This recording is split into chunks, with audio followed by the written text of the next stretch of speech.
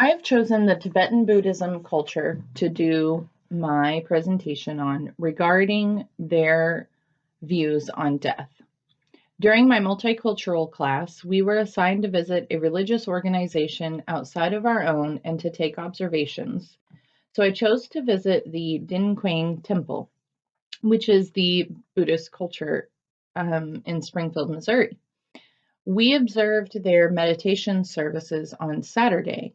It was very intriguing, so when this assignment came up, I thought it would be interesting to explore their culture more deeply.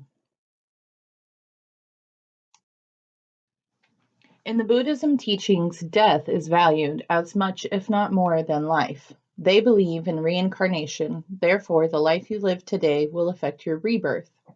Margaret Goyne pointed out in her article on the Dharma World magazine that death is the single most important life event for a Tibetan Buddhist.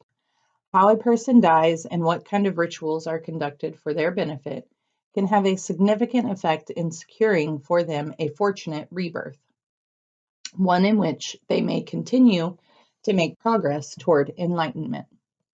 I find this very interesting that it correlates somewhat with the Christianity beliefs that we live our life based on the 12 commandments of the Bible so that we can either secure an entrance into heaven or avoid going to hell. Whereas in the Buddhism religion, they want to make sure that you follow a certain way of life so that you can come back into a different realm of existence. Very similar with different underlying beliefs.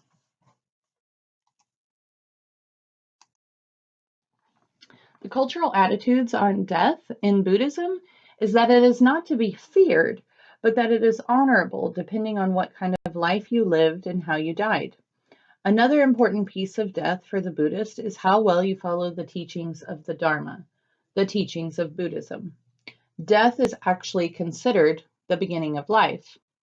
This is a portrait that portrays the Buddhist cycle of life and shows pictures of the different realms of existence for their belief.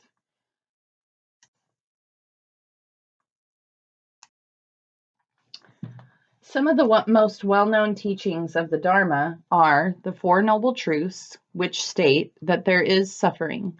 The origin of suffering is craving. There is an end to suffering, and the way to end of suffering is the Noble Eightfold Path, the right views or right interactions, right intentions. The four foundations of mindfulness include being mindful of the body, the mind, soul, objects, and feeling. Most of this comes through their regular meditation practices, which are seen in all of their religious services.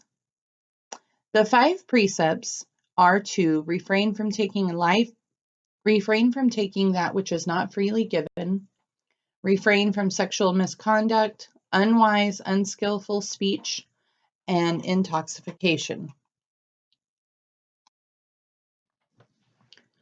Some of the beliefs and understandings surrounding death in the Buddhism culture is that the cause of death is important in regards to burial and rebirth. The death are said to see a light which signifies the enlightenment needed for a positive rebirth. The ritual of passing from one life to the next is crucial to ensure the deceased reaches enlightenment. The loved ones of the dead must pay for the rituals and complete them. If the dead are not pleased, there is a fear that they will return as ghosts and cause problems for the family. Sometimes these costs can be very expensive, so the family must be able to provide for an adequate service. The monk or lama will provide a death horoscope based on the person's life and death that will decide the types of rituals and the way they are buried.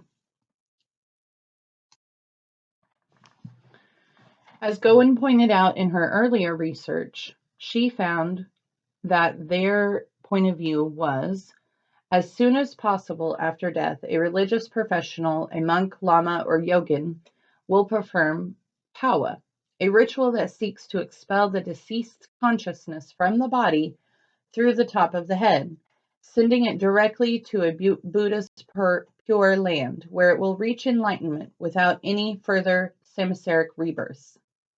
This process typically lasts 3 days, then the burial rituals would begin. During the next 49 days, as one's consciousness fully dies, they will then experience rebirth into another realm of existence, which could be hell, human, God, or animal.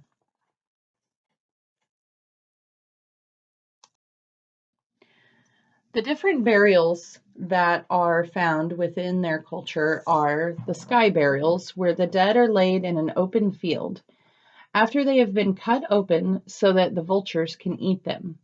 The belief is that the body is now giving life to the world by feeding the vultures, which they believe is a sacred animal. While we may view this as disturbing, they see it as a way to give back to life. It is the most common way for the majority of the Tibetan people. Water burials is where the body is put into water for fish and other wildlife in the water to feed on.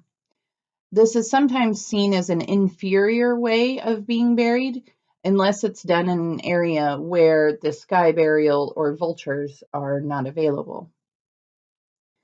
The earth burial is not as common and is difficult, as often the land in Tibet is frozen. This is used mainly for people that have been disease-ridden or as a punishment. Fire burials is a cremation ceremony that is saved for high-ranking monks. It is not popular and used for people that have a higher state of consciousness, as they put it. The stupa are burials that Hayes says is reserved for the Dalai Lama, Panchen Lama, or the living Buddha. These are monuments made from gold flakes, and the person's body is wrapped in herbs and spices and mummified, where that will then become a place of worship for all to come and remember them and pray and meditate.